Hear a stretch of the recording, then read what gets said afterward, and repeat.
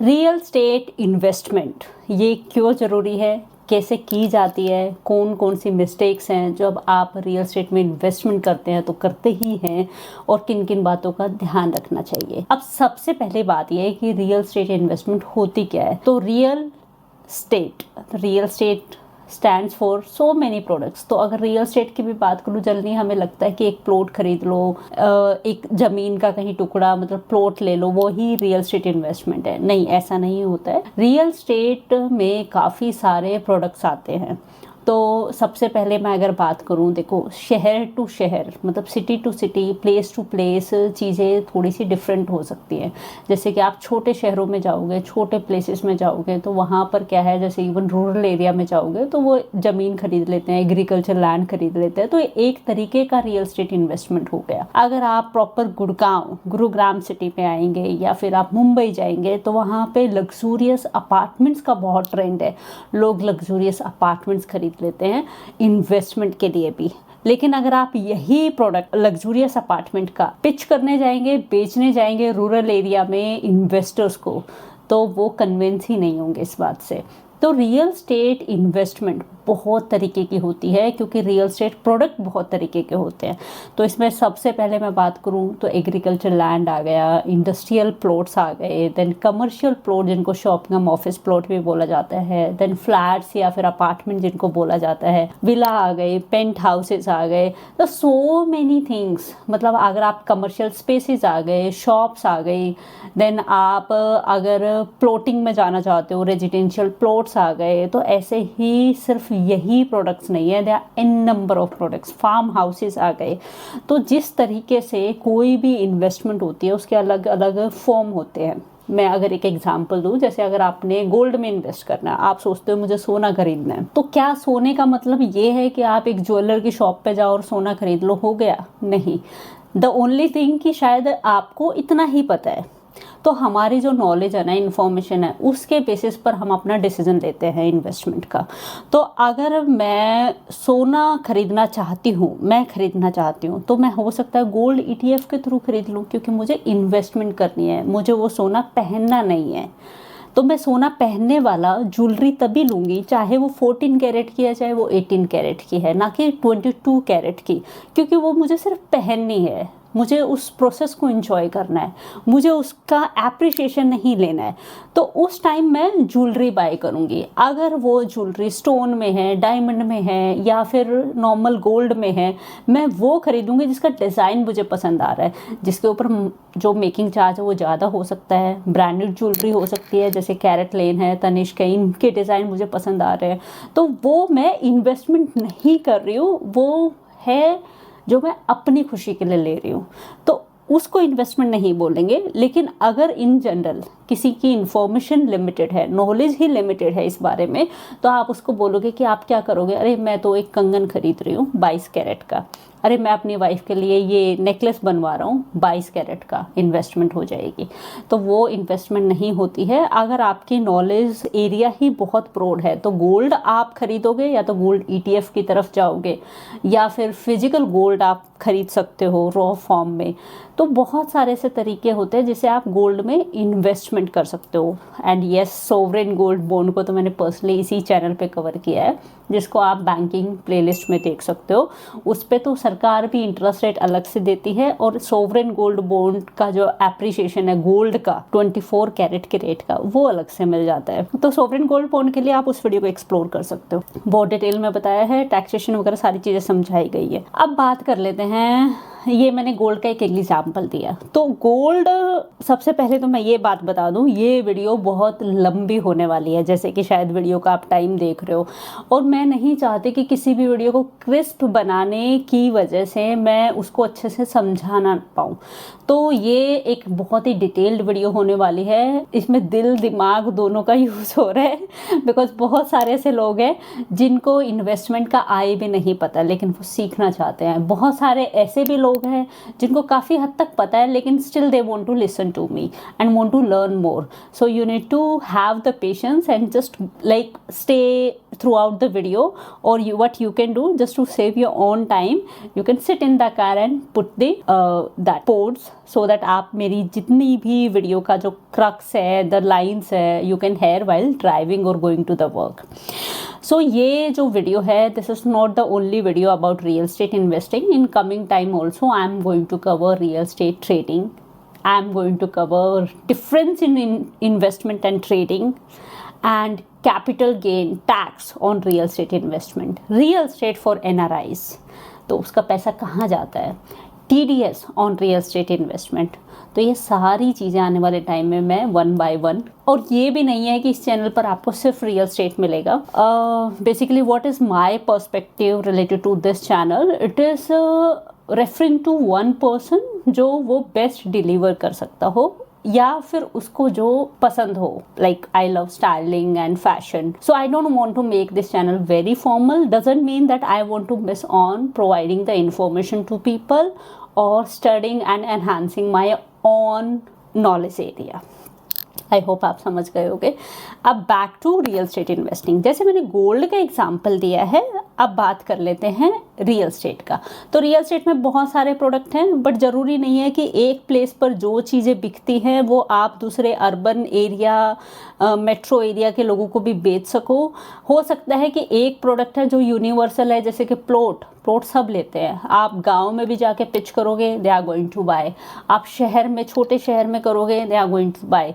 And if you are going to Mumbai और Gurgaon, then everybody is going to buy. So some products in real estate can be universal and everyone's choice. सब लोग उसमें invest करना पसंद करेंगे. Real estate investment वहाँ पर आप सोच सकते हैं, आराम से पसंद करेंगे. तो जनरली इसमें जो सबसे बड़ी प्रेफरेंस आती है वो आती है रेजिडेंशियल प्लॉट्स की. अब अगर आपको लगता है कि आप कुछ और किसी को बेचना चाहते हो, या आपको लगता है एज अ इन्वेस्टर कि मुझे इन्वेस्टमेंट करनी है लेकिन मुझे इसमें नहीं इसमें करनी है, वहाँ पर चीज़ें बहुत सारी डिफरेंट हो जाती है.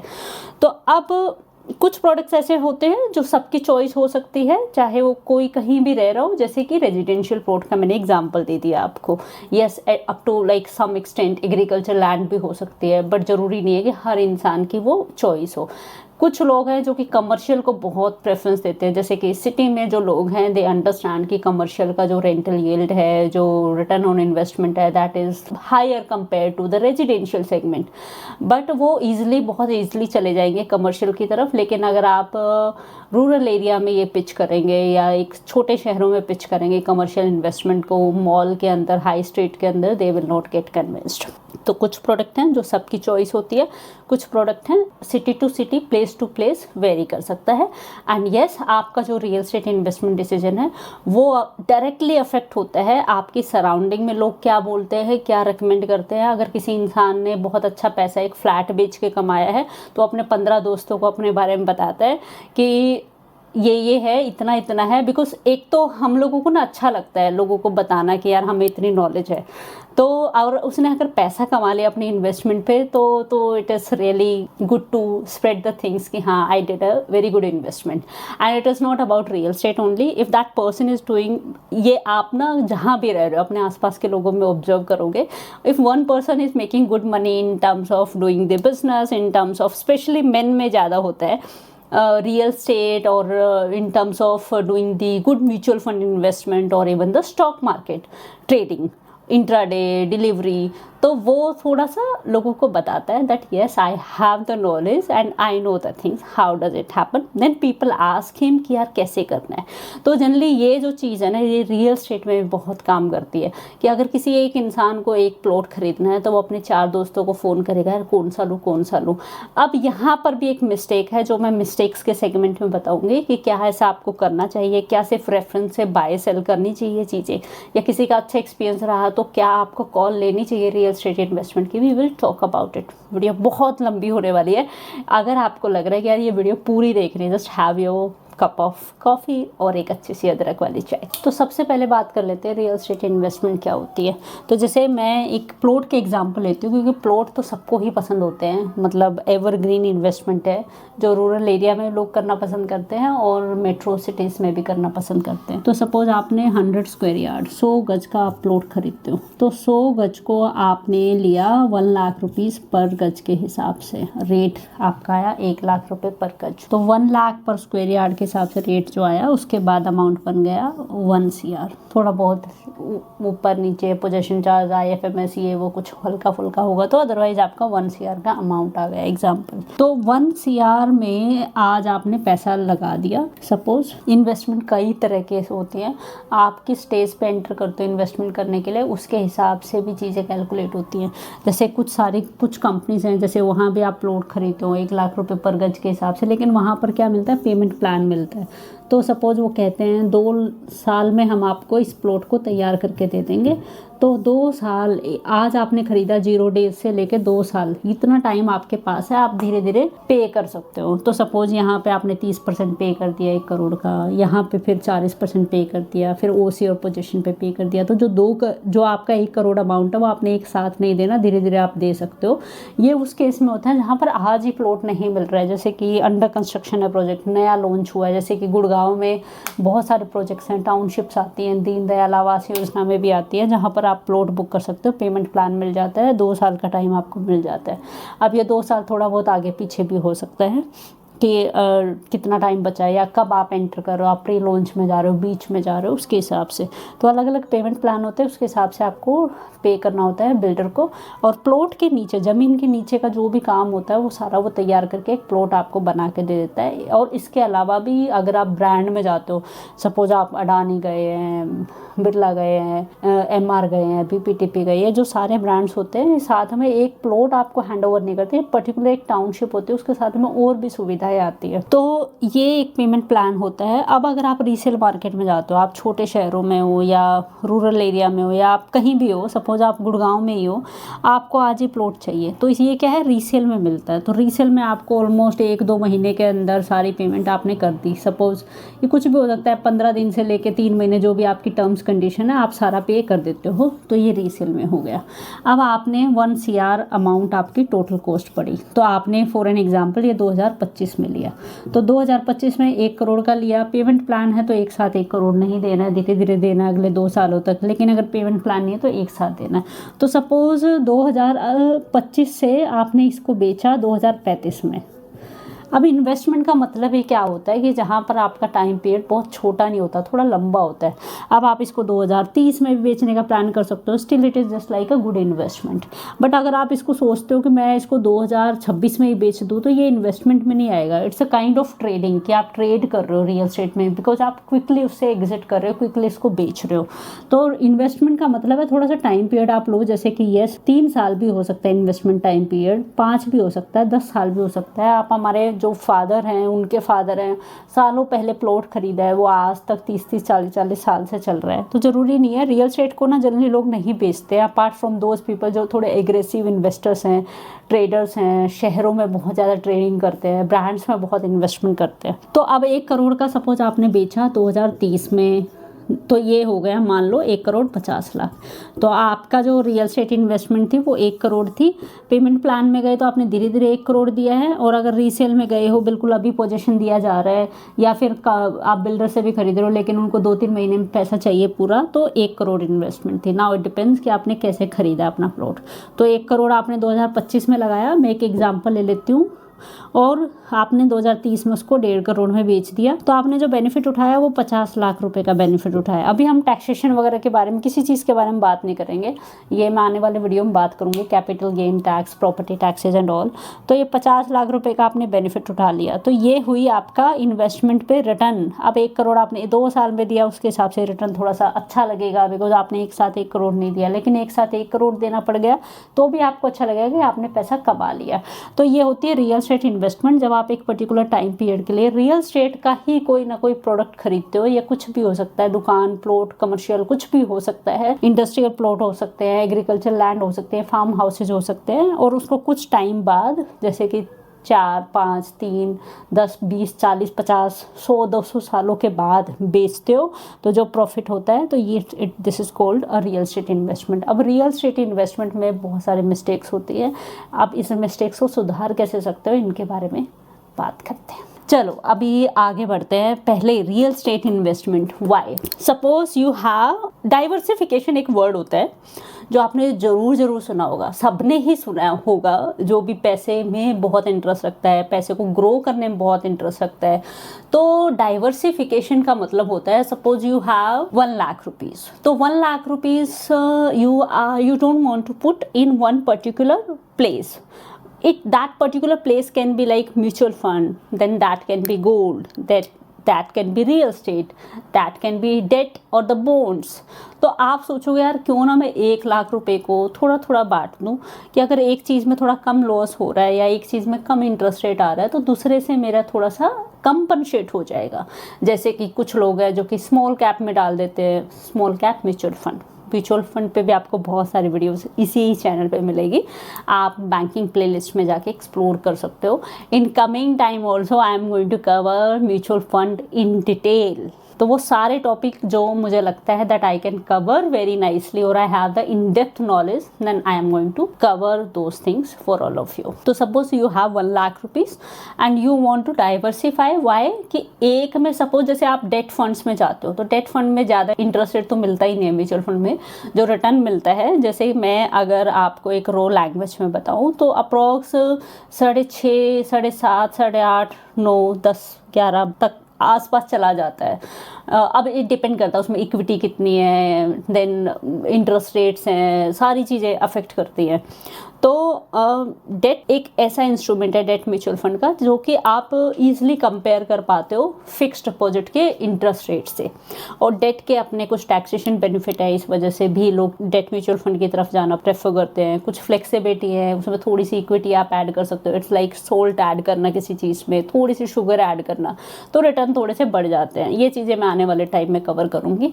तो बेसिकली आपने सोचा यार डेट में मेरा 1 लाख रुपये में से मैंने 20,000 रुपये डाल दिया, तो डेट में मेरा एटलीस्ट पैसा थोड़ा सा सेफ है कंपेयर टू मैं स्टॉक्स में ट्रेडिंग करूँ। तो फिर आप सोचते हो नहीं यार मेरी ट्रेडिंग भी बहुत अच्छी है, तो आप ट्रेडिंग के लिए, आप इंट्राडे के लिए कुछ पैसा रख लेते हो। सपोज आपने 20,000 रुपये रख लिया, अब आप सोचते हो ट्रेडिंग में तो I can easily earn 15%, 20% on an average in a month time और ईयर टाइम। तो आप सोचते हो कि यहाँ पे 15 से 20% मैं कमा लूँगा, तो थोड़ा सा पैसा सेफ्टी की साइड रख लेता हूँ। देन यू फील कि यार मेरे पास लॉन्ग टर्म इन्वेस्टमेंट भी होनी चाहिए, I need to go for the small cap also, but I don't know small cap companies कौन सी ऊपर जाएगी नीचे जाएगी, बहुत ज़्यादा वॉलेटिलिटी होती है स्मॉल कैप्स में, मिड कैप्स में। तो इसलिए आप सोचते हो एक म्यूचुअल फंड ले लेता हूँ, 10 साल बाद बच्चों के लिए काम आ जाएगा और एक अच्छा रिटर्न आ जाता है स्मॉल कैप्स में लॉन्ग टर्म में, इसलिए I should go for this. Then you are going for the sovereign gold bond also, कि मेरी डॉटर की मैरिज है, मेरे बेटे की मैरिज है 6-7 साल बाद, 5 साल बाद, 10 साल बाद, तो उसमें काम आ जाएगा। इसमें डबल बेनिफिट मिल जाता है, इंटरेस्ट रेट भी मिल जाता है साथ में, तो आप थोड़ा पैसा उसमें डाल देते हो। तो फिर आप सोचते हो यार 20,000 रुपये, अब इसको क्या है, रियल स्टेट तो मैं खरीद नहीं सकता, मैं रीट फंड में डाल देता हूँ। तो जो कि ये रियल स्टेट कंपनीज में ही इन्वेस्ट करते हैं। रीट फंड क्या होते हैं वो मैं आने वाले टाइम में कवर करूँगी। तो इस तरीके से आपने 1 लाख रुपए को डिवाइड कर दिया ताकि आपको हर जगह से थोड़ा थोड़ा मिलता रहे, और क्या पर्पज़ है उसका, कितना इंटरेस्ट रेट या कितना रिटर्न आप चाहते हो अपने पैसे पे, उसके हिसाब से वो पैसा आपने लगा दिया। 1 लाख रुपए को आपने डाइवर्सिफाई कर दिया। तो इसी तरीके से रियल स्टेट इन्वेस्टमेंट, जैसे आपने 5 चीज़ों में डाइवर्सिफाई किया ना, तो एक आपकी बकेट हो सकती है। क्यों? कई बार क्या होता है कि हो सकता है आपके स्टॉक्स अच्छे ना परफॉर्म करें, कई बार हो सकता है आपका जो गोल्ड है वो इतना अप्रिशिएट ही ना करे उस पीरियड में, हो सकता है आपकी रियल स्टेट इन्वेस्टमेंट ज़्यादा अप्रिशिएट कर जाए। और हर इन्वेस्टमेंट जो होती है ना वो कुछ पर्टिकुलर रिस्क के साथ आती है, this is a fact. Generally हमें लगता है सबसे safe, not safe, safest investment on the earth, अगर मैं आपसे पूछूं क्या कहोगे? आप कहोगे ये फिक्स्ड डिपॉजिट है। बट फिक्स्ड डिपॉजिट क्या सेफ है? क्या पैसा सेफ रहता है? नहीं। तो अगर आपको लगता है कि नहीं ऐसा तो नहीं होता, ये तो safest to safest on this entire earth, इसके तो इंटरेस्ट रेट कम हो ही नहीं सकते, होंगे तो थोड़े से होंगे, बहुत ज़्यादा नहीं हो सकते। But if I tell you कि आप सारा पैसा एफडी में खो भी सकते हो, इवन जो आपने इन्वेस्ट किया वो भी खो सकते। तो इसके लिए वीडियो बनाई हुई है insurance on your amount bank account. तो उसके लिए आप बैंकिंग प्लेलिस्ट में जाके कि कितना पैसा सेफ है आपका बैंक्स में, वो वीडियो देख सकते हो। उस पैसे में आपका एफडी का अमाउंट भी आता है, नॉट ओनली कि आपके अकाउंट में कितना बैलेंस है, कितना इंश्योरेंस मिलता है, कितना पैसा वापस मिलेगा। उस पर 2 वीडियोस बनी हुई है, जो लेटेस्ट है वो देखिए, उसमें कुछ चेंजेस जो आए थे आरबीआई की तरफ से इंश्योरेंस में, जैसे DIGC कवर करता है, तो वो डिपॉजिटरी इंश्योरेंस होता है, तो वो आप वीडियो देखो जो लेटेस्ट वाली है। इवन पहले वाले भी देख लेना, तो ओनली अमाउंट चेंज हुआ है, दैट्स इट। सारे रूल्स कैसे मिलता है, ये एफडी को भी अफेक्ट करता है नहीं करता है, जॉइंट अकाउंट है सिंगल अकाउंट है, वो सारी चीज़ें मैंने डिटेल में कवर की है। Now back to this. तो कोई भी ऐसी इन्वेस्टमेंट नहीं है इस अर्थ पे जो हम कहेंगे ये तो 200% गारंटेड है। एक टाइम था जब सहारा की स्कीम में भी लोगों ने, मतलब पूरे इंडिया नेशन वाइड लोगों ने पैसा डाला था, there was a blind trust and finally what happen. So ऐसे कोई भी स्कीम, कोई भी ऐसा म्यूचुअल फंड, कुछ भी ऐसी चीज़ नहीं है जो हम कहेंगे हाँ तो कुछ होगा ही नहीं होगा कभी भी। हाँ, हो सकता है उस पीरियड में ना हो सकता है कभी हो भी ना, हो सकता है कभी हो भी जाए। So these things are uncertain. तो कोई ऐसी इन्वेस्टमेंट नहीं होती। तो इस वजह से हो सकता है आपने जो प्लॉट खरीदा उसके रेट बहुत अप्रिशिएट कर जाए because of near by development, तो आपको लगेगा real estate is really best. हो सकता है उस प्लॉट का जो पैसा है वो 2-3 साल ना बढ़े, बट बिकॉज रियल एस्टेट में भी साइकिल होता है, तो 3 साल ना बढ़े, लेकिन अगले आने वाले 1 साल में वो 30% रिटर्न दे जाए and you will be shocked, wow real estate is amazing. तो हर चीज़ के साइकिल होते हैं, अपने ड्रॉबैक्स होते हैं, हर इन्वेस्टमेंट के अपने रिस्क होते हैं, चाहे वो इवन फिक्स्ड डिपॉजिट भी हो। लेकिन ये रिस्क हमेशा रहेंगे, नहीं रहेंगे, कब होंगे कभी नहीं होंगे, ये सारी चीज़ें वेरी करती है, बदलती रहती है। तो जैसे आपने 1 लाख रुपए 4 चीज़ों में डाल दिए, ऐसे ही आप 20,000 रुपये, 20,000 तो बहुत छोटा अमाउंट है, मैं एग्जांपल ले रही हूँ, सपोज आपके पास 1 करोड़ है तो आप 20-30 लाख रुपए का एक छोटा सा कमर्शियल स्पेस खरीद सकते थे। तो इस तरीके से आप जो इन्वेस्टमेंट करना चाहते हो ना वो बट गई है, बेसिकली डाइवर्सिफाई हो गई है अक्रॉस सो मैनी थिंग्स, ताकि थोड़ा सा हर चीज़ एक दूसरे को कंपनसेट कर पाए। कहीं से रिटर्न कम है तो दूसरी चीज़ उस चीज़ को कंपनसेट करते, और आपको भी ये लगे कि इसमें अगर कुछ रिस्क आता है, सपोज यहाँ पैसा नहीं बढ़ता है, एटलीस्ट दूसरी इन्वेस्टमेंट बढ़ जाएगी। तो that is the main purpose of doing the real estate investment. Now this is the one purpose. One more thing, there are few people जो कि हमेशा ही रियल एस्टेट में इन्वेस्टमेंट करते हैं, they don't have any knowledge of stock market, trading, mutual fund. Why they don't have? Because they don't need. उन्होंने सालों से, उनके पेरेंट्स आगे, आपने जैसे आप अपनी फैमिली का एग्जांपल ले लो, मैं अपनी फैमिली का एग्जांपल ले लूँ, उन लोगों ने कभी सुना ही नहीं है, लाइक माय ओन फादर, मेरे पापा, उन्होंने सुना ही नहीं है म्यूचुअल फंड क्या होता है, उन्होंने सुना ही नहीं है स्टॉक मार्केट भी कुछ चीज़ होती है। मतलब ही वो शॉक्ड कि वरना कुछ फ्यूचर में ट्रेड करती है and he has no idea ये क्या है। He has done some education also but still he doesn't know, and he is not the only one person. There are so many people even in big cities also, that too you leave it. If I talk about Gurgaon city also, financial literacy पे इतने सारे influencers हैं, इतनी सारी videos बनती है, इतने सारे प्लेटफॉर्म्स आ गए आजकल जो इतना एजुकेट करते हैं, still people are not aware of what is mutual fund. They listen to the videos, they hear everything. बहुत ही कम लोग हैं जिनको एक्चुअल फॉर्म में पता है म्यूचुअल फंड क्या होता है, इतनी सारी वीडियोस की अवेलेबिलिटी होने के बाद भी। तो इसीलिए जरूरी नहीं है कि एक इंसान हमेशा डाइवर्सिफिकेशन के लिए रियल एस्टेट इन्वेस्टमेंट को यूज करे। हो सकता है कि उसका one of the favourite source ये है, या उसको और चीज़ों की नॉलेज ही नहीं है, या उसको रिटर्न ही बहुत अच्छे हमेशा से यहाँ से मिलते आ रहे हैं, या वो इतने एक्सपीरियंस्ड हो गए हैं तो उनको लगता है यहाँ तो मैं अच्छा रिटर्न निकाल लेता हूँ 7-8 साल की इन्वेस्टमेंट करके, आई एम गुड एट। तो कुछ भी रीज़न हो सकता है, इसलिए रियल एस्टेट इन्वेस्टमेंट बहुत ज़रूरी है। लेकिन आपके लिए अगर आपको लगता है कि नहीं बहुत बड़ा अमाउंट नहीं है बट क्यों यूज़ करना है, तो ये डाइवर्सिफिकेशन का एक तरीका हो सकता है। अब वाई का आंसर कर दिया है। Now what is this real estate investment? जैसे मैं बता चुकी हूँ बहुत सारे तरीके के प्रोडक्ट होते हैं रियल एस्टेट में भी, जैसे म्यूचुअल फंड कहने में एक वर्ड लगता है, लेकिन उसके अंदर इतनी ए नंबर ऑफ स्कीम्स है, number of types of mutual fund है। जैसे इंश्योरेंस में बहुत सारी स्कीम्स आती हैं, अगर आप एक LIC का एग्जांपल लगा लोगे, उसमें भी इतने सारे तरह के इंश्योरेंस होंगे। बट क्या हर इंश्योरेंस अलग होता है? नहीं, उसकी कैटेगरी होती है, उसके अंदर वो इंश्योरेंस स्कीम्स अलग से तोड़ मरोड़ के थोड़ा थोड़ा डिज़ाइन करके बनाई जाती हैं। तो किसी में कुछ बताया जाता है ये चाइल्ड एजुकेशन के लिए, किसी में कुछ और बताया जाता है। लेकिन फाइनली ये आपका रियल एस्टेट इन्वेस्टमेंट भी ऐसे ही होता है कि बहुत तरह के प्रोडक्ट है। अब आप किस में इन्वेस्ट करते हो उसके हिसाब से रिटर्न क्या आता है। लेकिन हाँ, ये बात श्योर है कि ये एक टेंजिबल एसेट है। टेंजिबल एसेट क्या होता है? जिसको हम छू सकते हैं, जो आपको दिखता है। तो ये हवा में नहीं है कि भाई पता ही नहीं है, पेपर पे है, प्रॉपर चीज़ें बनेंगी, डिलीवर होंगी, हैंड ओवर की जाएगी। अगर कोई प्री लॉन्च भी है, आज कोई प्रोजेक्ट है प्री लॉन्च में आप खरीद लेते हो, तो भी उसका कभी ना कभी रेरा आएगा, नहीं तो रेरा कैंसिल होगा। तो बेसिकली अगर आप ओनर बन जाते हो किसी रियल एस्टेट इन्वेस्टमेंट के, तो आप उसको देख सकते हो, टच कर सकते हो, आप बता सकते हो भाई ये मेरा फ्लैट है, ये मेरा प्लॉट है, ये मेरा कमर्शियल प्लॉट है, ये मेरी दुकान है, शॉप है। तो इट्स अ टेंजिबल एसेट जिसको आप देख सकते हो, छू सकते हो। जैसे म्यूचुअल फंड कोई टेंजिबल एसेट नहीं है, ऐसे टच नहीं कर सकते। तो बेसिकली बट पता होता है, पेपर पे होती हैं चीज़ें। तो लेकिन ये टेंजिबल एसेट है, सब कुछ दिखता है। आज आपने एक प्लॉट खरीदा, आपके बच्चों के बच्चे के बच्चे वो ज़मीन सदियों तक देख सकते हैं, यूज़ कर सकते हैं। अब बात कर लेते हैं मिस्टेक्स। जनरली रियल एस्टेट में क्या होता है ना कि सपोज मैं ये एग्जांपल पहले ही दे चुकी हूँ, 5 लोग चल रहे हैं, अरे मैंने ये फ्लैट खरीदा था, इसमें मेरा 1 करोड़ 30 लाख रुपए बन गया सिर्फ 2 महीने के अंदर। तो ये बातें ना बहुत अफेक्ट करती हैं हम लोगों को, एक दूसरे को। क्यों? एक तो सबको नॉलेज नहीं होती रियल एस्टेट की, दूसरी बात हमारा थोड़ा कनेक्शन होता है, ट्रस्ट होता है, तीसरी बात ऑलरेडी प्रूवन रिकॉर्ड है कि इतना हमारा पैसा बढ़ गया है तो भाई मेरा भी बढ़ जाएगा। फोर्थ, इतना टाइम नहीं होता, कौन रिसर्च करे, कौन इतनी इन्फॉर्मेशन ले, कौन इन्वेस्टमेंट करे, किसी का बढ़ा तो है मैं भी लगा देता हूँ। तो ये सारी चीज़ें और इफेक्ट होता है हमारा, जैसे दोस्ती यारी का, रिलेशनशिप का। तो हमें लगता है यार ये बंदे ने ठीक ही डिसीजन लिया होगा, I can rely on this persons advice. तो इसलिए रियल एस्टेट में जो काफ़ी ज़्यादा इन्वेस्टमेंट होती हैं वो रेफरेंस बेस्ड होती है। द ओनली थिंग कि वहाँ पर रेफरेंस बेस्ड नहीं होती हैं, जो कि प्योर ट्रेडर्स होते हैं, जो बहुत ट्रेडिंग करते हैं, एग्रेसिव ट्रेडिंग करते हैं रियल एस्टेट में। अब रियल एस्टेट ट्रेडिंग क्या होती है आने वाले वीडियोस में आप सीखोगे।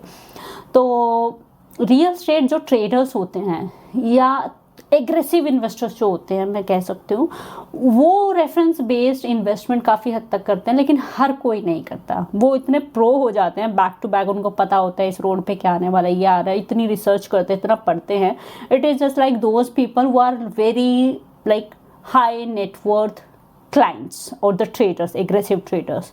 So they have huge chunk of funds, or they have limited funds also, but they know how to trade it and how to enter and exit as soon as possible or on the right time. तो ये reference based होता है। लेकिन हमारी जो सबसे पहले mistake होती है वो कभी भी हमें रेफरेंस बेस्ड इन्वेस्टमेंट कहीं पर नहीं करनी चाहिए। लेकिन अगर आपके ऊपर बहुत इम्पैक्ट है उस पर्सन का, आप बहुत ट्रस्ट करते हो, तो रेफरेंस बेस्ड करने से पहले भी अपनी खुद की रिसर्च ज़रूर करो। अब रिसर्च में क्या आता है रियल एस्टेट इन्वेस्टमेंट जब भी आप करते हो, तो जैसे सपोज आप एक पर्टिकुलर सेक्टर को लेते हो। मैं जैसे गुड़गांव रियल एस्टेट का पार्ट हूँ एक्टिवली, मेरी अपनी रेरा अप्रूव्ड फर्म है, तो लग्जूरियस रियल एस्टेट मार्केट मैं कवर करती हूँ गुड़गांव शहर की। तो सपोज़ मैं एक एग्जांपल देती हूँ। सपोज़ यहाँ पे ना एक सेक्टर है, सेक्टर बहुत सारे सेक्टर्स हैं, कोई भी एग्जांपल जैसे सेक्टर 74A का ले लेते हैं। वहाँ पे आप कोई कमर्शियल प्लॉट खरीदने की सोचते हो, आपके किसी फ्रेंड ने बोला यार कमर्शियल प्लॉट खरीदा था। अब वहाँ पे ना सपोज मैं एक MR 75 के कमर्शियल प्लॉट्स हैं, MR के प्लॉट्स हैं सेक्टर 75 में। अब जब वो लॉन्च हुए थे तो अप्रॉक्स रेट था 5 लाख to 5.5, मतलब 5 से 6 लाख रुपए पर गज का रेट था। तो कमर्शियल प्लॉट्स काफ़ी महंगे होते हैं कंपेयर टू रेजिडेंशियल प्लॉट्स, मतलब काफ़ी डिफरेंस होता है। उसका भी रीज़न अलग है कि उसमें FAR क्या है, कितना एरिया मिल जाता है, वो चीज़ें अलग है। तो कमर्शियल प्लॉट अप्रोक्स 5 से 6 लाख रुपए पर गज का रेट था।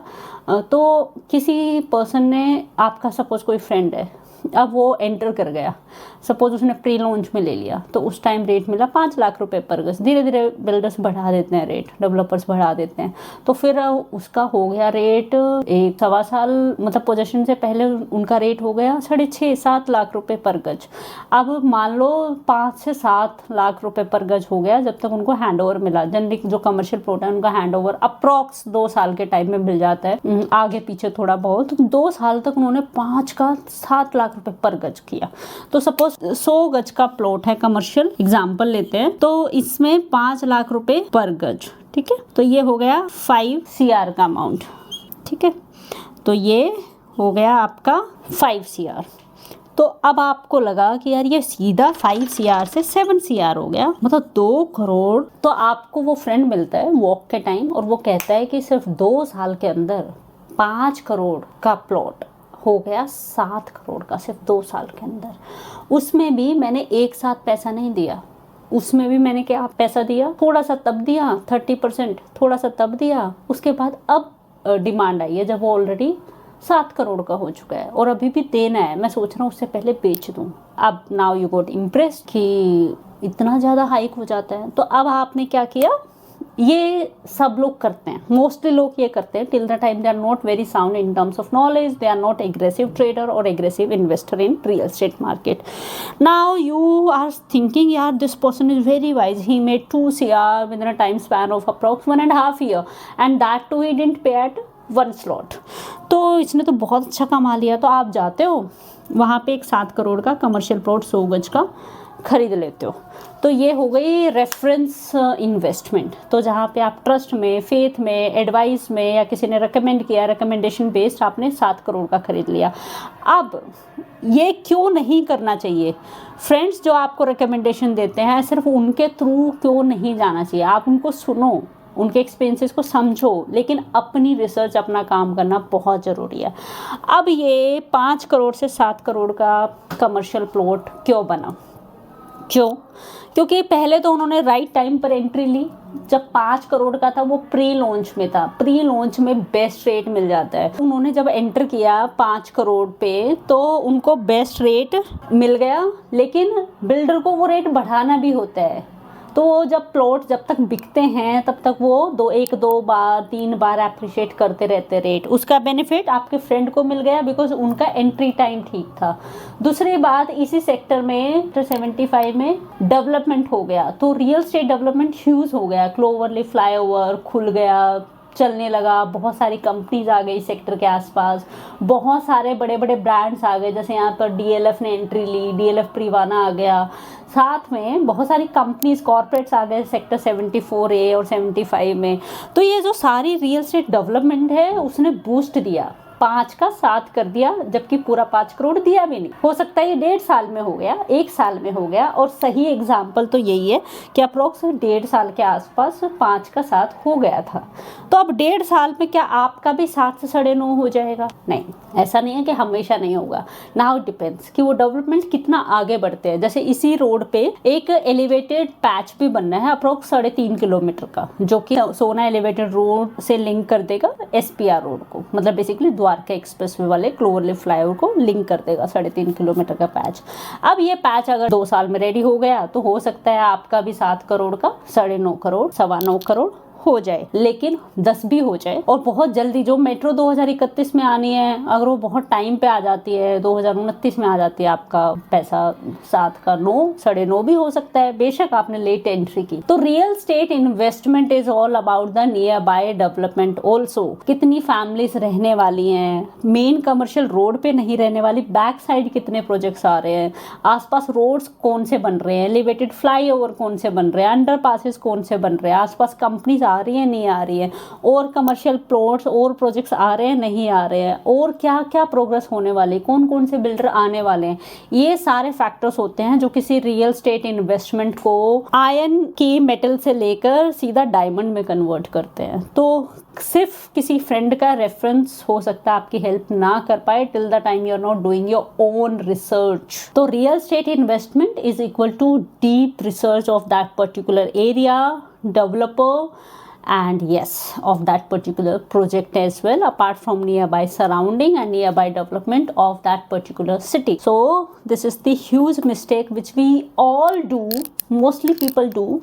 So friends recommendation, friends talk should be heard but not deciding only on this aspect. I hope ये चीज़ें मैं बहुत क्लियरली आप लोग समझा पाई हूँ। अब बात कर लेते हैं एंट्री एंड एग्जिट। ये इतनी बड़ी मिस्टेक है। अच्छा, ये जो चीज़ें हैं ना कि आप किस पॉइंट पे, क्या हमेशा प्री लॉन्च में एंटर करना ठीक रहता है? जनरली लोग बोलते हैं कि प्री लॉन्च में जैसे फर्स्ट रेट है, और लोग नहीं बोलते यही होता है, फर्स्ट रेट है, वो कभी नहीं आने वाला। तो आपने प्री लॉन्च में एंटर करना, is it a right decision all the time? No. बहुत सारे ऐसे डेवलपर्स हैं, देखो हर जो इन्वेस्टमेंट है ना वो बहुत सारे फैक्टर्स के साथ आती है। एज आई टोल्ड यू कि जो एफडी है वो भी सेफ नहीं है 100%। सेम वे अगर मैं इसकी भी बात करूँ रियल एस्टेट की, इसके भी बहुत सारे फैक्टर्स हैं, इसलिए ये बिजनेसेस चलते हैं। And those people who have in depth knowledge और working on their own information and knowledge, they are going far ahead, so that is going to segregate those people from the rest of the people. अब बात कर लेते हैं entry. तो pre launch में first rate है, that should not be the sufficient cause of doing the investment instantly.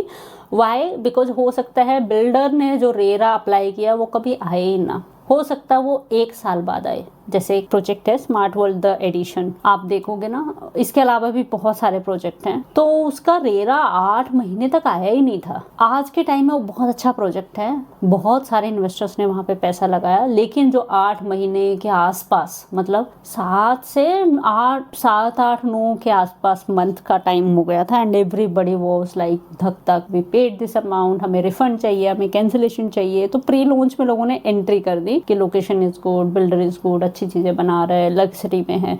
तो but क्या सफिशिएंट था? नहीं। जो उन्होंने स्ट्रेस लिया फर्स्ट टाइम इन्वेस्टर्स ने, क्योंकि रेरा ही नहीं आया काफ़ी टाइम तक प्रोजेक्ट का, वो ह्यूज अमाउंट ऑफ स्ट्रेस था। they wanted to exit, mostly जो investors थे of that project wanted to exit, and that is not the only one project, ऐसे n number of projects आते हैं।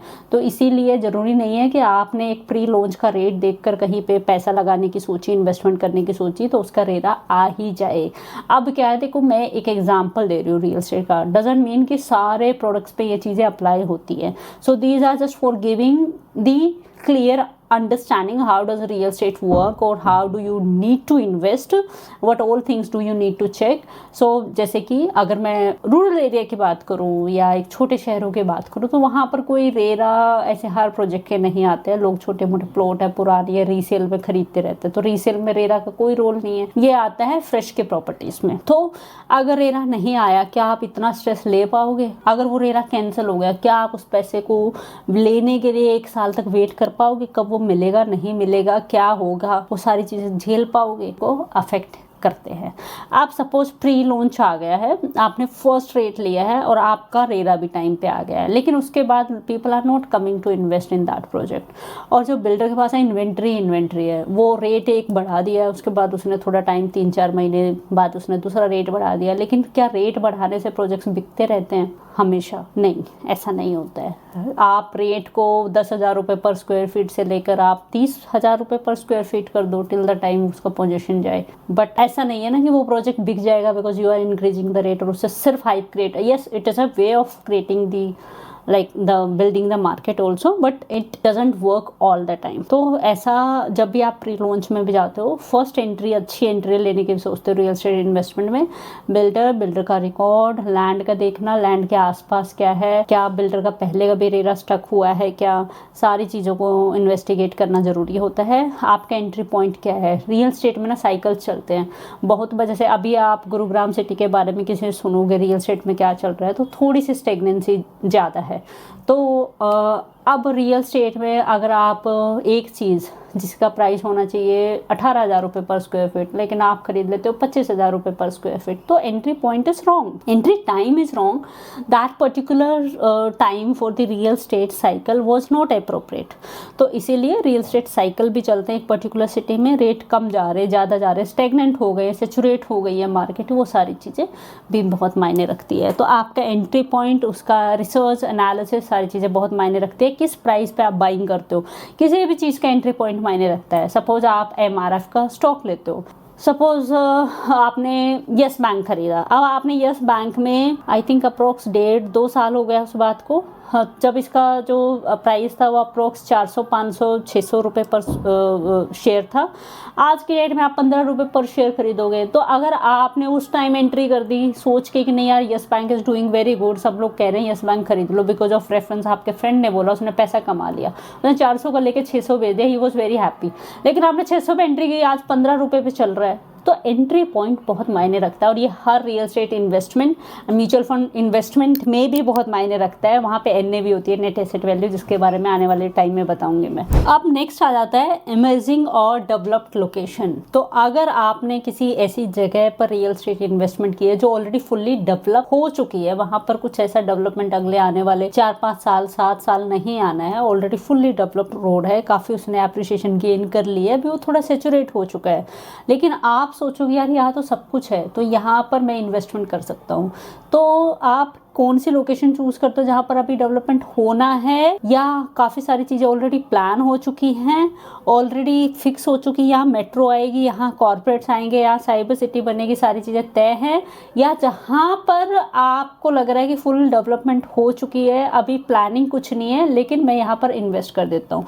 तो लोकेशन बहुत मायने रखती है। अब यहाँ पर ये भी मायने रखता है, सपोज आपने एक डेवलप्ड रोड ले लिया, सपोज आपने गोल्फ कोर्स रोड ले लिया, मैं गुड़गांव की बात कर रही हूँ, जो फुल्ली डेवलप्ड है, सब कुछ आसपास सब कुछ बन चुका है, ऐसे कोई प्रोजेक्शन नहीं है कि इस टाइम पे ये चीज़ें बनेंगी।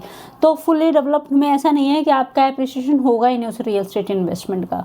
अगर आप रेंटल के हिसाब से ले रहे हो कि हाँ चलो रेंट भी आता रहेगा, पैसा इन्वेस्ट भी कर दिया, क्योंकि देखो रियल एस्टेट के 2 सबसे बड़े फायदे हैं कि आप सिर्फ जो पैसा लगा रहे हो वही नहीं बढ़ रहा है, उसी की कीमत नहीं बढ़ रही है, साथ में जो उससे इनकम आप जनरेट कर सकते हो, जिसको रेंटल बोला जाता है, पैसिव इनकम का सोर्स आप जनरेट कर सकते हो। This is the beauty of real estate. Her investment में ये बेनिफिट नहीं होता, बट रियल एस्टेट को इसलिए ज़्यादा लोग प्रेफरेंस देते हैं कि यहाँ से मेरा रेंटल भी आता रहेगा, साथ में प्रॉपर्टी का प्राइस भी बढ़ता रहेगा। अब अगर आप एक डेवलप्ड लोकेशन पे ले लेते हो, लेकिन आपका टाइम हॉरिजॉन, लाइक जो पीरियड है ऑफ इन्वेस्टमेंट वो बहुत बड़ा है, लाइक आपको लग रहा है यार 10-15 साल के लिए फ्लैट खरीद लिया, तो डेफिनेटली आपको एप्रिसिएशन मिलेगा और हो सकता है अच्छा मिल जाए। लेकिन अगर आपका इन्वेस्टमेंट ड्यूरेशन जो है वो कम है, जैसे कि आपका 4-5 साल है, लेकिन उसमें बहुत ज़्यादा, अगर आपने कोई फ्लैट खरीदा है तो आपका रेंटल बहुत अच्छा आ जाएगा, बिकॉज डेवलप्ड लोकेशन है, तो जब रेंट पे जाएगी आपका फ्लैट अपार्टमेंट, तो आपको एक अच्छा रेंटल मिल जाएगा, वो सब कुछ आसपास है, तो रेंटल के जो रेट्स हैं वो काफ़ी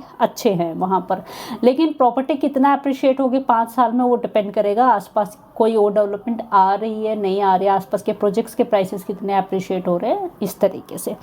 अब इन्वेस्टमेंट और ट्रेडिंग में ना फ़र्क होता है। रियल एस्टेट ट्रेडिंग क्या होती है आने वाले टाइम में मैं डिस्कस करूँगी। तो अगर आपका टाइम होराइजन जो है, देखो 2 चीज़ें हैं। अगर आपने आज प्री लॉन्च में पैसा लगाया है और आप जैसे ही प्रोजेक्ट का पोजीशन मिलता है उससे पहले एग्जिट करने की सोचते हैं, तो it was a kind of trading, it was not pure investment, और I can say it was a investment not aggressive trading. So आप दोनों में से किसी भी कैटेगरी में रख सकते हो। लेकिन अगर आप 1 साल में एग्जिट करते हो, 6 महीने में एग्जिट करते हो, कुछ कस्टमर्स ऐसे होते हैं जो एग्रेसिव इन्वेस्टर कैटेगरी में आते हैं, आज खरीदा 2 महीने में हमें 200 रुपये, 500 रुपये, 1000 रुपये पर स्क्वायर फीट चाहिए, वो एग्जिट करने की सोचते हैं 2 से 3 महीने में ही। तो आप किस कैटेगरी में फॉल करते हो उसके हिसाब से मैं बता सकती हूँ कि हाँ ये ट्रेडिंग है या इन्वेस्टमेंट है।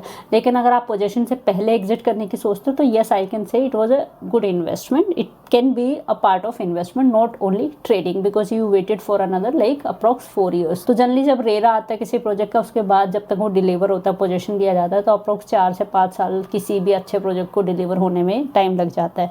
अब मैंने जैसे कहा कि रियल एस्टेट में बहुत सारे प्रोडक्ट्स आते हैं, लेकिन मैं हर प्रोडक्ट का एग्जाम्पल अलग अलग तो नहीं दे सकती, तो इसलिए मैंने एक अपार्टमेंट का एग्जाम्पल देकर आपको समझाया है। तो इसलिए आप किस लोकेशन को चूज़ करते हो उसके हिसाब से आपका पैसा कितना बढ़ेगा वो मायने रखता है। लेकिन अगर आप एमर्जिंग मार्केट में लेते हो तो हो सकता है आज वहाँ का रेट 8,000 रुपये पर स्क्वायर फीट है, जैसे कि एक सेक्टर 79 और 80 का एरिया है। अगर आप 2 साल पहले उस एरिया को देखते गुड़गांव में, प्रीमियम गुरुग्राम सिटी में, जो कि मेरी फर्म का नाम है, तो सेक्टर 79 और 80 में अगर आप देखेंगे तो वहाँ पर अगर 2 साल पहले आते हैं तो आप सोचते हैं यार यहाँ तो 7,000 रुपये पर स्क्वायर फीट पे बहुत ज़्यादा लग रहा है, और आज के टाइम में वहाँ 15,000 रुपये ऑन एन एवरेज रेट चल रहा है पर स्क्वायर फीट। मतलब 13,000 से लेकर 24,000 रुपये, 25,000 रुपये के बीच के प्रोजेक्ट प्रोजेक्ट्स वहां पर आपको देखने को मिलेंगे with in 2 years of time. तो अब हर केस में वो एरिया डेवलप होगा नहीं होगा, इसके लिए आपको अपनी रिसर्च करनी पड़ेगी।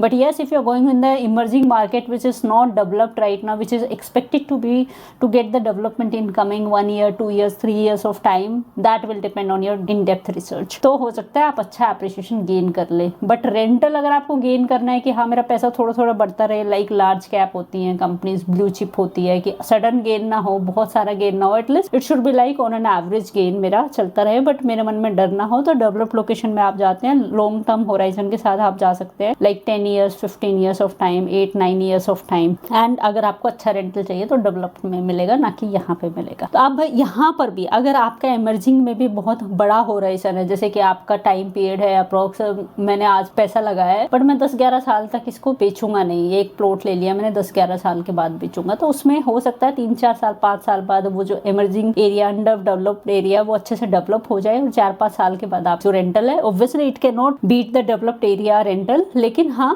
थोड़ा थोड़ा बढ़ना शुरू हो जाएगा rental over a period of time. तो एरिया बहुत मायने रखता है जब भी आप कोई रियल एस्टेट इन्वेस्टमेंट करते हो। नाउ ऐसा भी हो सकता है कि आपको कोई लगे कि यार ये बिल्कुल बंजर पड़ा है, लेकिन यहाँ तक तो गुड़गांव फैल ही जाएगा। जैसे कि अगर आगे धारू हेड़ा है, आप सोचो कि नहीं यार 4-5 साल बाद इतना तो हो ही जाएगा, और वहाँ तक चीज़ें नहीं पहुँचती हैं, तो हो सकता है वो एक बैड इन्वेस्टमेंट भी काउंट हो जाए। तो सपोज जैसे कि मैं एग्जांपल लूँ, सोनीपत के पास में भी काफ़ी सारे एरियाज हैं, जैसे कुंडली वगैरह हैं, तो वहाँ पर अगर आप 3-4 साल पहले भी फ्लैट की कीमत देखोगे, आज भी देखोगे, 8-9 साल पहले भी देखोगे, तो कब से सुन रहे हैं मेट्रो आ रही है 8-9 साल पहले से। जैसे द्वारका एक्सप्रेस भी वैसा ही एरिया आता है, 10 साल पहले फ्लैट्स बेचे गए थे, 11 साल पहले की एक्सप्रेस वे बनने वाला है। अब वो बढ़ा, पैसे बढ़े, लेकिन काफ़ी साल लग गए उस चीज़ को।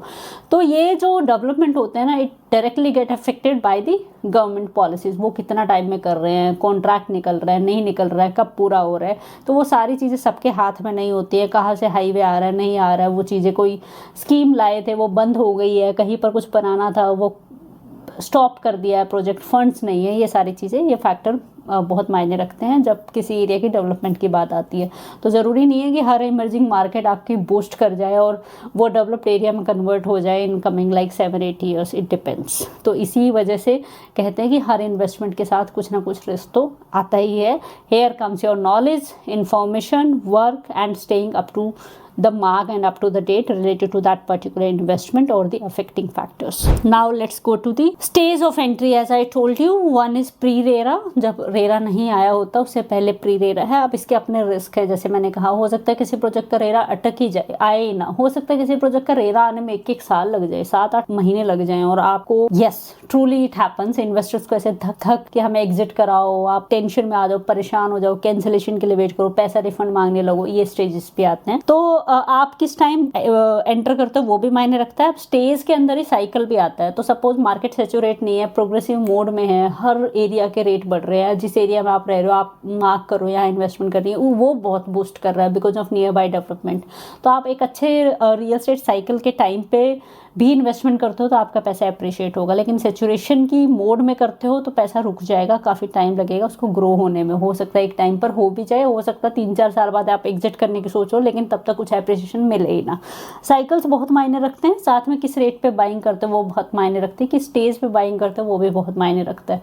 तो सपोज आप एक इन्वेस्टमेंट करते हो, लेकिन आप किसी फ्लैट को तब बाई करते हो जब उसका पोजीशन दिया जा चुका है, तो इसका मतलब पिछले 4 साल में उसने काफ़ी अप्रिशिएशन देख चुका है, वो काफ़ी सारी बार प्राइसेस बढ़ चुके हैं, काफ़ी सारे इन्वेस्टर्स आए जो एग्जिट भी ले चुके हैं अच्छा फ़ायदा लेकर, लेकिन आप आए हो जब वो फ्लैट रेडी हो गया। ये मेरा पर्सनल एक्सपीरियंस है। काफ़ी सारे ऐसे कस्टमर्स, इन्वेस्टर्स भी देखे हैं इवन, जो कहते हैं कि पहले चीज़ें बन जाने दो तब जाके मैं पैसा लगाऊंगा। One thing is which we say knowledge and information के हिसाब से क्या ठीक है क्या गलत है एंड फैक्ट्स के बेसिस पे, और वन थिंग है जो है प्रेफरेंस और उनकी पर्सनैलिटी और उनका अपना पर्सनल माइंडसेट और बिलीफ। कुछ लोग हैं जो आपको LIC के पॉलिसीज में भी बहुत खुश दिखेंगे एंड वो सदियों से LIC करते आ रहे हैं, उनको कुछ और चाहिए भी नहीं, उनको कोई कुछ समझा भी नहीं सकता। और कुछ लोग हैं जो कि स्टॉक्स में जब तक उनका पैसा ना जाए वो LIC की तरफ देखते ही नहीं है, उनको सिर्फ स्टॉक्स में जाना है। कुछ ट्रेडर्स हैं जो एग्रेसिव ट्रेडर्स हैं, वो रियल एस्टेट से बाहर ही नहीं निकलते। So it is all about the belief what you think. There are so many people, in number of people जो आपने अपनी ज़िंदगी में बहुत देखे होंगे, हमारे खुद के फादर्स वगैरह हैं जो कि हमेशा LIC और फिक्स्ड डिपॉजिट से बाहर कभी निकले ही नहीं. It doesn't mean they are wrong and doesn't mean that we are right. So it all depends. जो आपका इन्वेस्टमेंट डिसीजन है ना, वो बहुत सारे फैक्टर से अफेक्ट होता है. कई बार आपकी जितनी इन्फॉर्मेशन है, वो थोड़ी सी नॉलेज है, उससे अफेक्ट होता है. कई बार आपकी सराउंडिंग से अफेक्ट होता है. किसी का पैसा कहीं पर डूब गया, अब आपको नॉलेज नहीं है उस चीज़ की, अगर हो भी तो भी आपको डर लगेगा. ठीक है, किसी ने बोल दिया आपको कि यार ये स्कीम में बहुत पैसा बढ़ गया, तो आपका डिसीजन अफेक्ट होगा. Recommendation, nearby surrounding, friends, then newspapers, information, जितनी आपकी नॉलेज है, कैपेसिटी है चीज़ों को होल्ड करने की, सीखने की, उन सब चीज़ों से भी अफेक्ट होता है. बिलीफ से भी अफेक्ट होता है कि यार मेरे जो फादर हैं वो प्लॉट ही खरीदते आए, अब भी हम प्लॉट खरीदेंगे, हमें फ्लैट में नहीं जाना. तो बहुत सारे फैक्टर्स हैं जो हर तरह के इन्वेस्टमेंट डिसीजन को अफेक्ट करते हैं कि हमें तो सदियों से ना गोल्ड के बिस्किट खरीदते आए हैं, ये सोवरेन गोल्ड बॉन्ड क्या होता है यार, हमें नहीं देखना. इसका मतलब ये नहीं है कि कोई गलत है, हम सब इतना वेरी करते हैं, एक दूसरे से इतने अलग हैं. तो इन्वेस्टमेंट डिसीजन भी आपकी जो पर्सनैलिटी है, आपके जो चीज़ें अफेक्ट कर रही है आपको, आपका जो बिलीफ है, आपकी पास्ट एक्सपीरियंसेस है, आपके फ्रेंड्स है, रिकमेंडेशन है, नॉलेज है, उसके बेसिस पर आप तय करते हो. There is nothing like wrong और राइट. अब मैं इसको एक एग्जांपल से समझाती हूँ. बहुत टाइम से आपने सुना होगा, अगर आप डिजिटली सोशल मीडिया पे बहुत एक्टिव रहते हैं, कि निखिल कामत हैं जो कि स्टॉक ब्रोकिंग फर्म जीरोधा के फाउंडर रहे हैं अभी भी. वो अभी पॉडकास्ट वगैरह करते हैं एंड हमेशा लाइमलाइट में रहते हैं. And yes, he deserve that. जब आप इतना बड़ी एक कंपनी खड़ी कर लेते हो with good profitability and bootstrapped company without any investment और investors fund something from outside, तो yes, you are known for that, you did the work and you are appreciated for that. तो वो हमेशा से बोलते रहे हैं इंटरनेट पे कि अपना घर मत लो, रेंट पे रहो. तो recently he bought one house कि नहीं घर तो कभी लेना ही नहीं चाहिए. अब इसका मतलब ये नहीं है कि वो ठीक है. Recently he bought a house, तो काफ़ी लोगों ने उनको थोड़ा खींचा कि घर ले लिया, घर तो अच्छी इन्वेस्टमेंट नहीं है, कैसे ले लिया. तो फाइनली क्या है कि देखो, हर इंसान ठीक नहीं होता. डिपेंड्स कि आपको कितनी नॉलेज है, कितनी इन्फॉर्मेशन है. He might be very good, best at the trading stock or even the mutual fund knowledge, but he might not be aware of the real estate investment area. Real estate persons might not be aware of stock broking, then mutual funds, how does it work. There are few people who always stay consistent with the IPO investing only,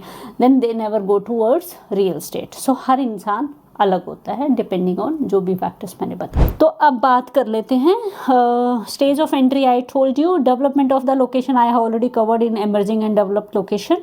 now let's go to the time period certainty. Yes, time period certainty. अगर आप एक real estate investment करते हैं, अब आपका time period क्या है, आपका होराइजन कितना है. सपोज आपका जो इन्वेस्टमेंट टाइम है वो आपका 10 साल है, तो आप कहीं भी प्लॉट लेते हो, मोस्टली केसेस में वो बढ़ेगा ही बढ़ेगा. डेवलपमेंट नहीं हुई तो भी कुछ अप्रिशिएशन आपको मिल जाएगा. ऐसा नहीं हो सकता कि शहर के आसपास घर ले रहे हो या चीज़ ले रहे हो और वो 10 साल में रियल एस्टेट अप्रिशिएट कर रही ना. ऐसा हो ही नहीं सकता. हो सकता है कि थोड़े से चेंज आ जाए, मतलब आपको 10-15%, 20% बेनिफिट हो, इतना ना हो जितना आपने एक्सपेक्ट किया था. तो बेसिकली आपके डेवलपमेंट उस लोकेशन की कितनी हुई है, आपका टाइम पीरियड क्या है इन्वेस्टमेंट का, उसके हिसाब से आपके इन्वेस्टमेंट रिटर्न वेरी कर सकते हैं. जैसे कि रियल एस्टेट इन्वेस्टमेंट जो एग्रेसिव ट्रेडर्स होते हैं, नॉट इन्वेस्टर्स भी बोलते हैं उनको, जो एग्रेसिव इन्वेस्टर्स या ट्रेडर्स होते हैं बेसिकली, वो सोचते हैं कि नहीं. कुछ लोग हैं जो कि 3 महीने में सोचते हैं 1000 रुपये पर स्क्वायर फीट इसमें अर्न करना है. आज खरीदा, 3 महीने में बेचा. एंड कुछ लोग हैं जो सोचते हैं नहीं, हमें एक अच्छी इन्वेस्टमेंट करनी है, हमें 7-8 साल होल्ड करना है इस फ्लैट को, उसके बाद हम सेल करेंगे. So yes, person to person things very in terms of all instruments available in financials. अब बात कर लेते हैं कि कितना इन्वेस्टमेंट का पीरियड है, उसके हिसाब से भी आपके रिटर्न वेरी कर सकते हैं. आप 1 साल में एग्जिट कर गए, लेकिन हो सकता है वही प्रोजेक्ट 10,000 रुपये पे आपने 2,000 रुपये पर स्क्वायर फीट का बेनिफिट लिया, आप 1 साल बाद एग्जिट कर गए, लेकिन हो सकता है वो 3 साल बाद, मतलब जब पोजीशन दिया तो वो 10,000 रुपये की चीज़ 22-23,000 रुपये हो गई हो. तो आपने 2,000 रुपये लेके एग्जिट किया, लेकिन जिनका इन्वेस्टमेंट होराइजन 4-5 साल का था, तो उन्होंने कितना किया, 11-12 हज़ार रुपये पर स्क्वायर फीट. तो इस हिसाब से कई बार आपका अच्छा टाइम पीरियड इन्वेस्टमेंट का रहना, एक इन्वेस्टमेंट में बने रहना, वो भी आपके लिए बहुत बड़ा बेनिफिट दे जाता है। अब इसका एक बहुत ही प्यारा सा एग्जांपल है, वो है कॉन्शियंट हाइंस एलिवेट।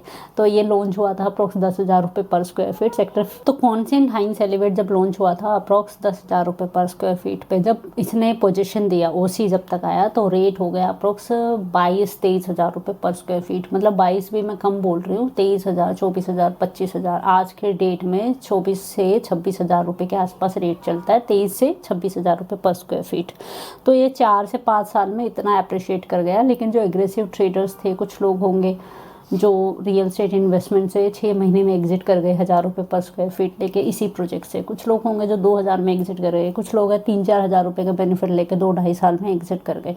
सो आपका जो इन्वेस्टमेंट टाइम है वो भी मैटर करता है कि आप कितना पैसा कमा पाते हो। कई बार ऐसा भी होता है आप 10 साल तक एक पर्टिकुलर प्लॉट ले लेते हो, लेकिन वहाँ कोई डेवलपमेंट नहीं होती तो बहुत पैसा वहाँ पे नहीं बन पाता। तो ज़रूरी नहीं है कि लॉन्ग टर्म ही पैसा बनाए, बहुत सारे फैक्टर्स हैं जो आपके इन्वेस्टमेंट रियल एस्टेट में बढ़ा कर देते हैं। अब बात कर लेते हैं cycles of real estate. As I already told you कि सेचुरेशन है या फिर एप्रिशिएटिंग मार्केट है, ये चीज़ें बहुत मायने रखती है। अपनी जो पर्टिकुलर सिटी है या जिस जगह पर आप रह के इन्वेस्ट करने की सोच रहे हो उसको थोड़ा सा स्टडी करो, जानो, समझो, उसका साइकिल्स आप समझो।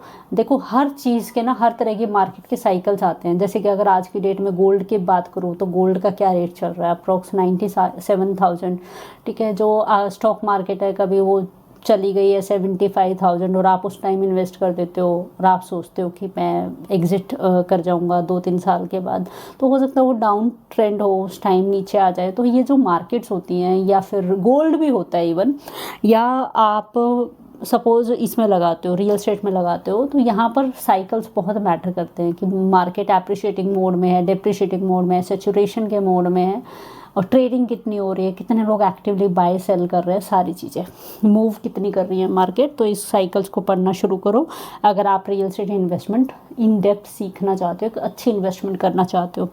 अब बात कर लेते हैं स्मॉल एंड बैड इन्वेस्टमेंट। कई बार ना हम चीप स्टॉक्स ले लेते हैं, जैसे कि अगर कोई कहे कि यस बैंक, ओ इतना बड़ा बैंक है, 15 रुपये पे आ गया, लेकिन उनको कोई हिस्ट्री पता ही नहीं है कि कभी ये 500-600 रुपये था, उससे भी ऊपर था, ये नीचे क्यों आया, क्या रीज़न है, वो पढ़ता नहीं है। वो सोचते हैं 15 रुपये में एक स्टॉक आ रहा है इतने बड़े बैंक का, और क्या चाहिए, तो वो ले लेते हैं। तो इस तरीके से कई बार हम ऐसे प्लॉट ले लेते हैं, ऐसे फ्लैट ले लेते हैं जिनकी कंस्ट्रक्शन अच्छी नहीं है, जिसमें से सीपेज का इशू है, बाद में रेंट अच्छा नहीं मिल रहा है, लोग वहाँ पर बाय सेल कर ही नहीं रहे, रीसेल मार्केट में वो प्रोजेक्ट मांगा ही नहीं जा रहा है।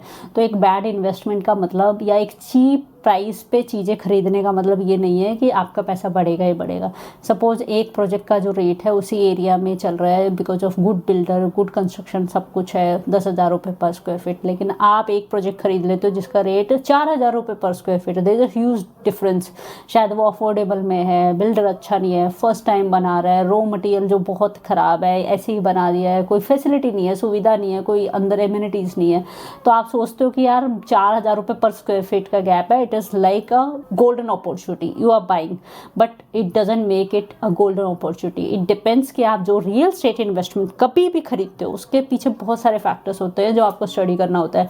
अगर आपकी लोकेशन बहुत अच्छी है, सपोज एक्सप्रेसवे फेसिंग लोकेशन आती है, तो यार उसका रेट हमेशा ही ज़्यादा होगा कंपेयर टू अगर आप थोड़ा सा पीछे की तरफ कोई लोकेशन लेते हो। लाइक अगर आपका द्वारका एक्सप्रेसवे का भी मैं एरिया बताऊं, जैसे कि वहाँ पर 2 टाउनशिप हैं, एग्जांपल दे देती हूँ। एक्सपीरियन वेस्टर्लीज करके एक टाउनशिप है जो थोड़ा पीछे की तरफ आती है, लग्जरी टाउनशिप है, very good area, good community, good developer, सब कुछ अच्छा है। बट द ओनली थिंग कि वो मेन एक्सप्रेसवे के ऊपर नहीं है। बट मेन एक्सप्रेसवे पे क्या है, बीपीटीपी एमस्टोरिया की टाउनशिप आ जाती है। तो हमेशा से पिछले 3-4 साल से हमेशा से मैंने उसको ऑब्जर्व किया है कि रेट का डिफरेंस उसमें रहता ही रहता है पर स्क्वायर यार्ड। जबकि लग्जरी बिल्डर सब कुछ अच्छा है, सब all compatibility everything in terms of comparison also, but still there is always a difference per square yard. अगर यहाँ पर रेट 2,50,000 रुपये पर गज का रेट चल रहा है, तो एक्सपीरियन वेस्टलीज के अंदर रेट हमेशा 2 लाख या फिर 1,80, 1,90 मिलेगा।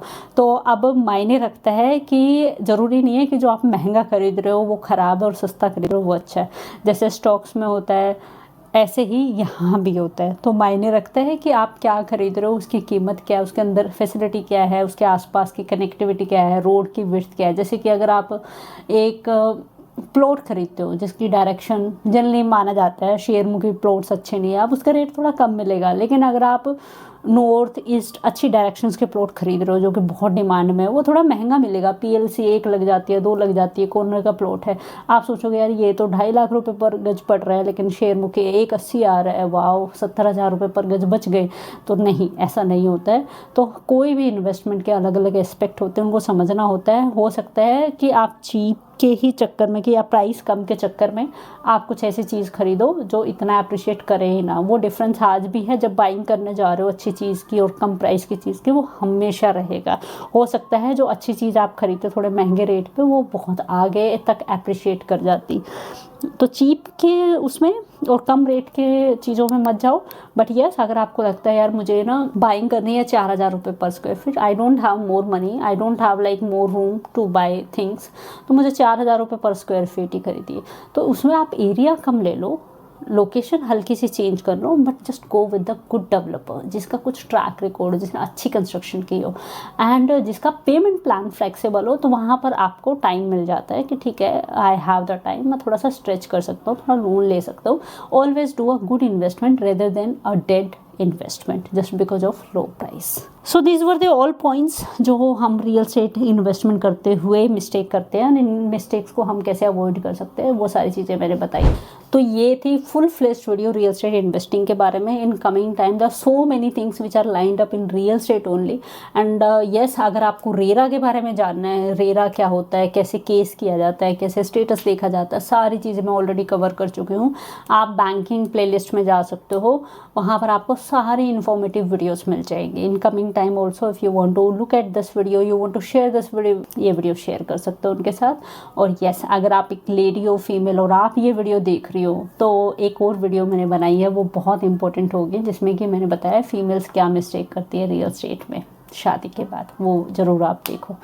एंड अगर आप म्यूचुअल फंड सीखना चाहते हो, बैंकिंग प्लेलिस्ट में म्यूचुअल फंड है, कोई फ्रॉड हुआ है, फाइनेंशियल बैंकिंग, तो आपको सारी फ्रॉड रिलेटेड वीडियोस मिलेंगी। आपका गूगल पे से फ्रॉड हुआ है, बैंक से हुआ है, क्रेडिट कार्ड से हुआ है, सब कुछ आपको वहीं पर मिलेगा। Let's meet in next video.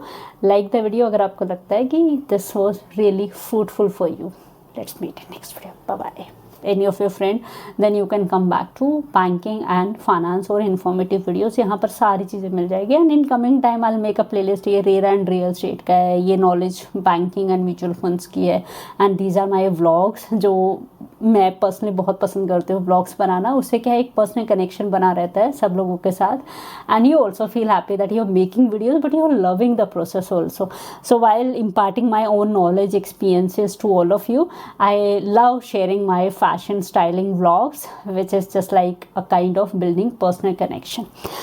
सो चलो मिलते हैं नेक्स्ट वीडियो में एक नई इन्फॉर्मेशन के साथ। और आप इतना सारा ज्ञान अगर आप चाहते हो आपके दोस्तों तक भी पहुँचे, उनको पता चले, आपके ब्रदर, भाई बहन, सिस्टर्स को पता चले, तो आप